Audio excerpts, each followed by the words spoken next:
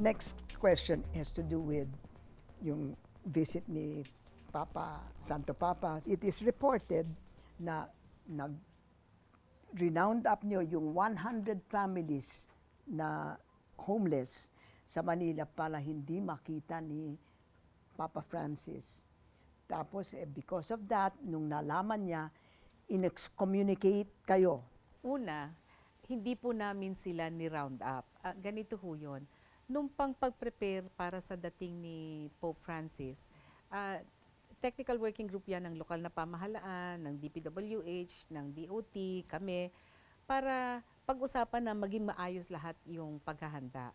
At ang isang nakitang magiging, sabihin nating vulnerable sa maraming tao, yung mga nakatira dun sa kalsada or sa mismong, di ba ito yung... Madadaganan sila. Oo, itong seawall, may nakatira din dun sa kabila eh. Kaya ating pinag-usapan na kailangan lagay natin sila sa mas maayos na lugar kasi pwede silang ma-discriminate or pwede silang magamit ng sindikato. Kaya yung mga lokal na pamahalaan, nag-reach out sa kanila. At ang pag-reach out sa kanila ay inanyayahan na idadalhin sila sa ibang lugar. Yung iba pumayag na pupunta na lang sila sa side streets.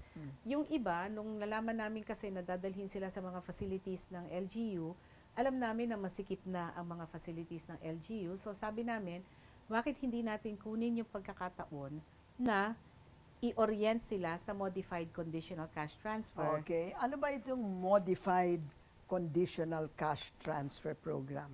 Ito po ay bahagi ng Pantawid Pamilyang Pilipino Program. Pero modified. Modified. Bakit modified? Dahil ito po yung mga walang bahay, nakatira sa Calriton, Tricycad, na hindi nasama dun sa National Household Targeting System for Poverty Reduction Survey. Bakit hindi nasama? Dahil wala nga silang bahay. Ayon. Dahil ang mga may bahay lang ang in-interview. Of course. You know, kasi hindi mo alam kung saan sila hahanapin, kung lakad sila ng lakad kasi sa ating Kalakal, Maynila.